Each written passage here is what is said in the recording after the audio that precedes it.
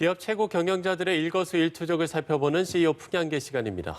국내용으로 코로나19 치료제 10만 명분을 비축해놨다는 서정진 셀트리온 회장과 이커머스 시장에서 활동 반경을 넓히는 한성숙 네이버 대표 소식을 배삼진 한지희 기자가 전해드립니다. 내년 봄 한국은 코로나 청정국이 될 수 있을까요?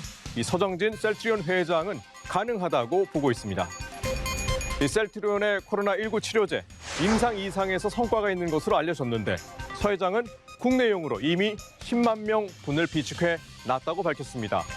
다음 달 긴급 승인이 이루어지면 내년 초쯤 사용될 것으로 보입니다. 이 서 회장은 코로나19 치료제의 공공성을 감안해서 미국산의 10분의 1인 40만 원대에 공급하겠다고 했고 북한에도 무상 지원하겠다는 뜻도 밝혔습니다. 치료제 개발이 끝나면 은퇴해 스타트업에 도전하겠다는 포부를 밝힌 서 회장. 과연 꿈이 실현될지 지켜보겠습니다. 네이버가 쇼핑 사업에 더 힘을 실을 것으로 보입니다. 한성숙 대표가 밝힌 내용인데요. 자사 쇼핑 서비스에 입점한 중소상공인 480만 명과 창작자 160만 명이 시너지를 낼 수 있도록 1,800억 원을 지원하겠다고 했습니다. 네이버의 이커머스 부문 매출은 지난해에만 21조 원에 달합니다. 하지만 1위 쿠팡은 물론 아마존, 이베이 같은 쟁쟁한 글로벌 사업자들이 국내 사업을 확장하는 상황에서 좀 더 공격적으로 나서겠다는 겁니다. 어떤 내용일까요? 이 해외 직구 대행업체인 관세사를 온라인 판매 사업장에는 노무사나 세무사를 붙여주고 창작자와 사업자를 연결하는 플랫폼을 통해 새로운 디지털 사업 모델을 만들겠다는 이야기입니다. 단순히 매출을 늘리는 게 아니라 네이버 중심의 이커머스 생태계를 만들겠다는 의미죠. 앞서 CJ에 대한 6천억 원의 지분 투자 결정도 같은 맥락인데요.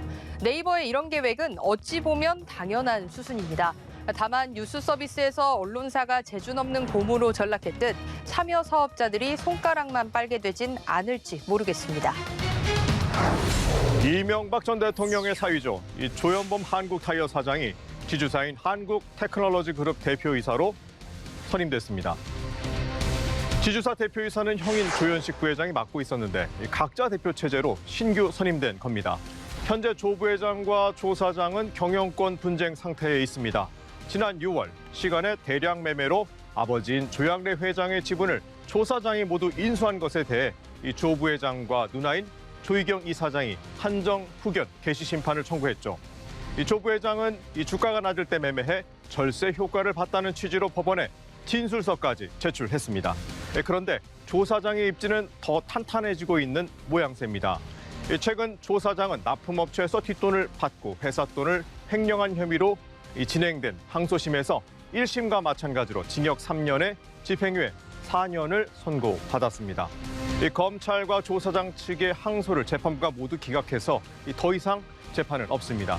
하지만 누나의 입장은 좀 다른 것으로 보입니다.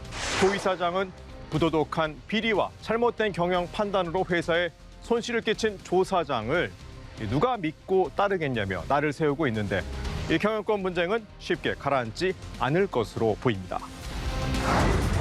2년 전 창업의 길을 가겠다며 경영에서 물러난 이웅렬 코오롱그룹 명예회장이 최근 고 이건희 삼성전자 회장 빈소를 찾으며 모처럼 공개석상에 나타났습니다.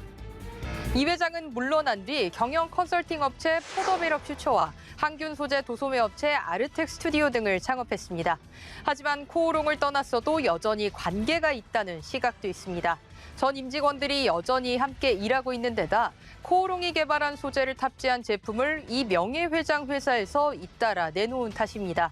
이 명예회장은 현재도 코오롱 지주사 지분 49%를 가진 최대 주주이자 그룹 관련 오은문화재단의 이사장직도 유지하고 있습니다. 최근에는 그룹 주식을 담보로 은행에서 290억 원을 대출받기도 했죠. 이런 일이 아니라도 이 명예회장은 코오롱과 끈을 내야 끊을 수 없는 문제가 남아 있습니다. 바로 상장 폐지된 코오롱 티슈진의 골관절염 유전자 치료제 인보사 건인데요. 검찰은 약사법 위반과 사기, 금융실명법 위반 등 7개 혐의로 기소를 했는데 재판은 현재 진행 중입니다. 인터넷 중심의 플랫폼 사업은 시장 특성상 승자 독식 구조로 가기가 쉽습니다. 이 경쟁 체제와 소비자를 보호할 장치가 필수인 이유겠죠. 구글이 논란의 30% 고율 수수료 시행을 9달 미루기로 했는데 이 기간은 대책을 세울 마지막 기회입니다. 이번 주 CEO 풍향계는 여기까지입니다.